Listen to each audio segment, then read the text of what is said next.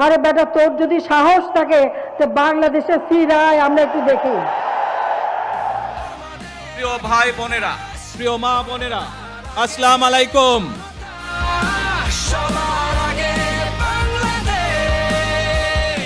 বিএনপির ভারপ্রাপ্ত চেয়ারম্যান তারেক রহমান আজ বৃহস্পতিবার দেশে ফিরেছেন।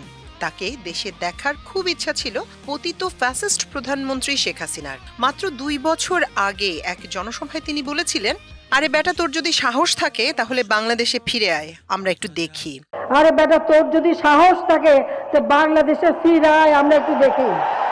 আজ সম্ভবত দিল্লি থেকে শেখ হাসিনা দেখছেন তারেক রহমান দেশে ফিরেছেন। তাকে রাজস্বিক অভ্যর্থনা দেয়া হচ্ছে। পূর্বাঞ্চলের 300 ফিটে জুলাই 36 এক্সপ্রেসওয়েতে লাখো মানুষের প্রকম্পিত স্লোগানে তারেক রহমানকে দেশে স্বাগত জানানো হচ্ছে।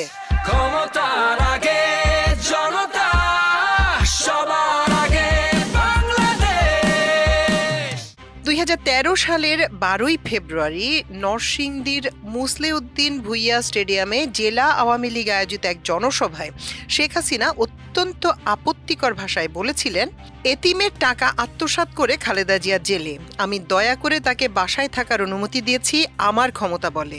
তার ছেলে তারেক জিয়া রাজনীতি না করার মুচলেখা দিয়ে লন্ডনে গিয়ে বসে আছে, এত টাকা কোথা থেকে পায়? জনগণের টাকা আত্মসাৎ করেছে, পালিয়ে থাকে লন্ডনে, ওখান থেকে আগুন জ্বালাতে বলে। আরে বেটা, তোর যদি এত সাহস থাকে তাহলে বাংলাদেশে ফিরে আয়, আমরা একটু দেখি। এতিমের অর্থ আত্মসাৎ করে খালেদা জিয়া জেল, আমি দয়া করে তাকে বাসায় থাকার অনুমতি দিয়েছি। 2007 সালে মুচলেখা দিয়েছিল জীবনে আর রাজনীতি করবে না, লন্ডন যে বসে আছে, এত টাকা কোথা থেকে পায়? জনগণের টাকা আত্মসাৎ করেছে।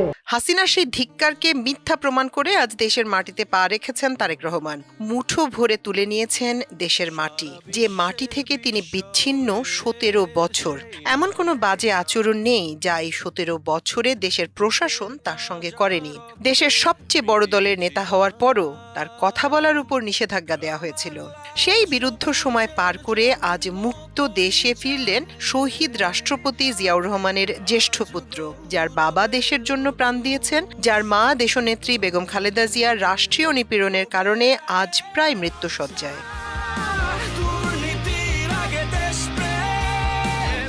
দেশে ফিরে দেয়া এক সংক্ষিপ্ত ভাষণে তারেক রহমান জানান, এই দেশের জন্য তার একটি পরিকল্পনা আছে।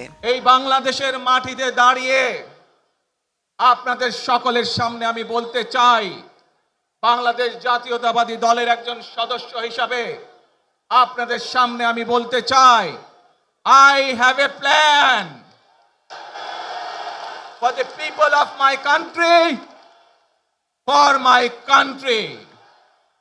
আজ এই পরিকল্পনা দেশের মানুষের স্বার্থে, দেশের উন্নয়নের জন্য, দেশের মানুষের ভাগ্যের পরিবর্তনের জন্য। যদি সেই প্ল্যান, সেই কার্যক্রম, সেই পরিকল্পনাকে বাস্তবায়ন করতে হয়, প্রিয় ভাই বোনেরা, এই জনসমুদ্রে যত মানুষ উপস্থিত আছেন, এই সারা বাংলাদেশে গণতন্ত্রের শক্তি যত মানুষ উপস্থিত আছেন, প্রত্যেকটি মানুষের সহযোগিতা আমার লাগবে।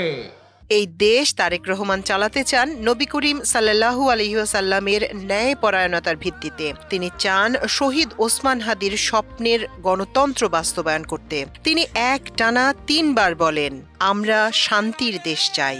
যে কোনো মূল্যে আমাদেরকে এই দেশের শান্তি শৃঙ্খলা রক্ষা করতে হবে। যে কোনো উস্কানির মুখে আমাদেরকে ধীর শান্ত থাকতে হবে।